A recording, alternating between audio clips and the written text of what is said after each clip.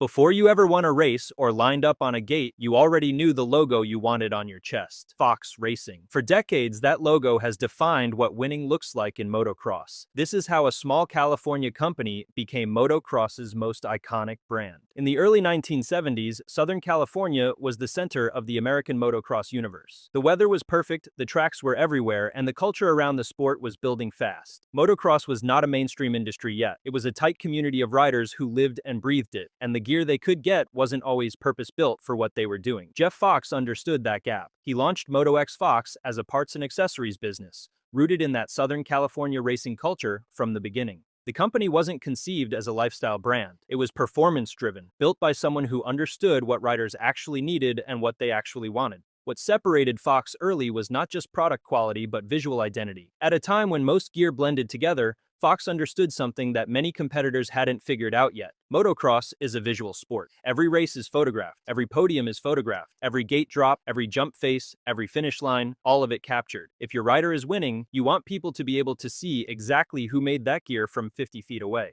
Fox built designs that stood out. Bold graphics, strong color combinations, a logo that read clearly even in a race photo. That was a strategic understanding that in motorsports, visibility compounds. That philosophy, performance first, visual identity always, became the foundation everything else was built on. If you want to understand how Fox became dominant, you have to understand the psychology of association. When you see the same brand on a podium over and over again, your brain starts to wire something in. That brand becomes synonymous with winning, not because of marketing copy, because of repeated real-world evidence. Fox built that evidence methodically, by aligning with the right riders at the right moments.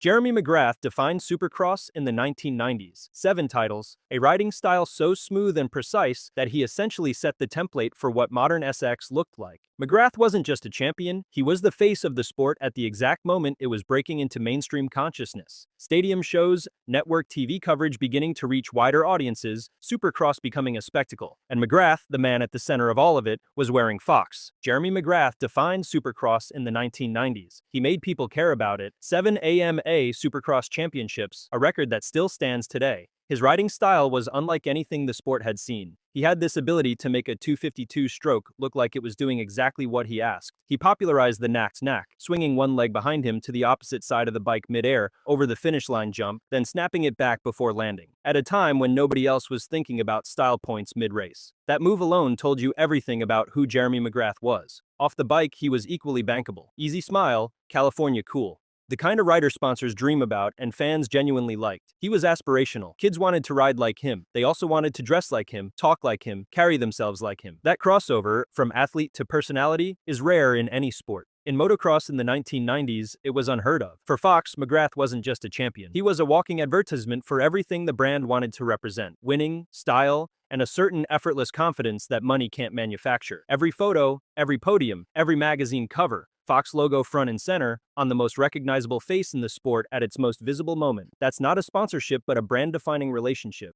and he arrived at exactly the right moment. The 1990s were when Supercross was starting to grow beyond its core audience. Bigger stadiums, wider TV reach, a sport genuinely breaking into the mainstream for the first time. The imagery being burned into the public consciousness of what Supercross looked like, what a champion looked like, was being set in real time. McGrath was at the center of every frame of that moment. That's the foundation. That association matters more than any advertisement Fox could have bought. Then came Ricky Carmichael. If McGrath was the king of style, Carmichael was the king of ruthless, systematic dominance. His record, 102 wins across Supercross and Motocross Nationals, is something that may never be approached. He retired in 2007 as statistically the greatest rider in the history of the sport.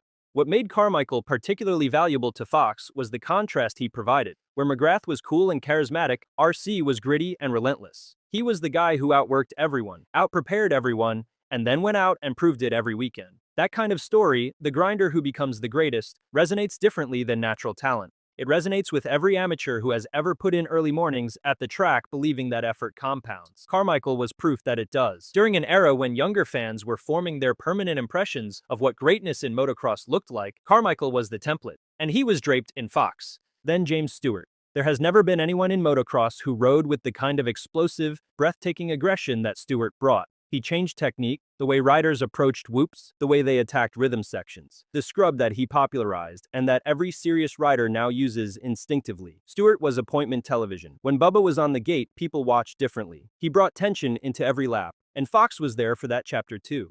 Off the bike, Stewart had an aura. He was the prodigy who had been the most hyped amateur in history, winning championships at Loretta Lynn's at an age when most kids were still figuring out gate starts, and then delivered on every single bit of it when he turned pro. That kind of narrative pulls people in and doesn't let go. For Fox, Stewart represented something critical, proof that the brand wasn't just a McGrath story or a Carmichael story. It was a generational story, a new era, a new face, a completely different riding identity. That continuity, worn by the most electric rider in the sport at its most watched moment, is brand building that no marketing budget can replicate. Then came Ken Roczen, and with Roczen, Fox's story crossed an ocean. Roczen arrived from Germany with a technical precision that was immediately obvious. Where Stewart was explosive, Roczen was something more European in its feel, calculated, efficient, with a smoothness through corners that came from years of GP racing on tracks that demanded a different kind of discipline. The transition to American racing was seamless in a way that surprised even people who had followed his career closely. He won the 450 motocross title in 2014 and immediately established himself as the face of the next generation. Young, marketable, genuinely likable, Roczen had a personality that traveled beyond the core moto audience. Comfortable in front of cameras, comfortable being the face of something larger than a race result. Fox recognized it. What Roczen added to the Fox story was also resilience. A catastrophic arm injury in 2017 that would have ended most careers instead became part of his identity.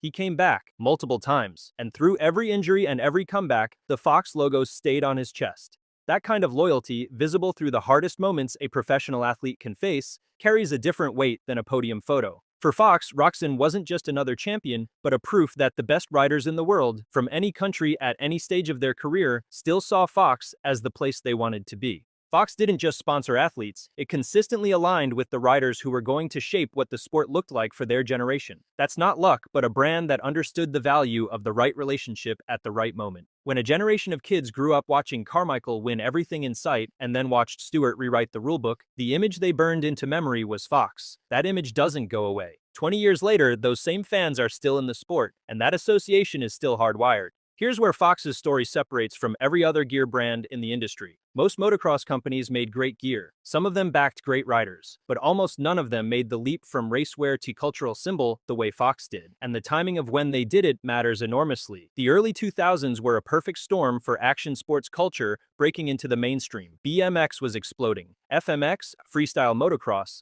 went from a niche stunt discipline to stadium events and X Games spectatorship. Travis Pastrana and the FMX culture around him were generating a completely different audience than traditional Supercross. Younger, wider, louder. Fox was embedded in that world too. At the same time, the fashion ecosystem around action sports was having a genuine cultural moment. Brands like Fox, Metal Militia, Thor, and others were showing up in mainstream retail, mall stores, surf shops, anywhere that sold to the skate and action sports crossover demographic. But Fox carried something the others didn't quite have in the same way: the legitimacy of genuine, documented racing dominance. The credibility was earned on actual tracks by actual champions. That authenticity gave the lifestyle product weight that competitors struggled to replicate. A teenager in Indiana who'd never sat on a dirt bike was wearing a Fox hat because it meant something. It signaled an identity, toughness, speed, a certain attitude that the racing culture projected. Fox wasn't just selling gear to riders, it was selling an image to anyone who wanted to associate with that world. That's cultural penetration. That's what separates a brand from an icon. It's also what made Fox resilient.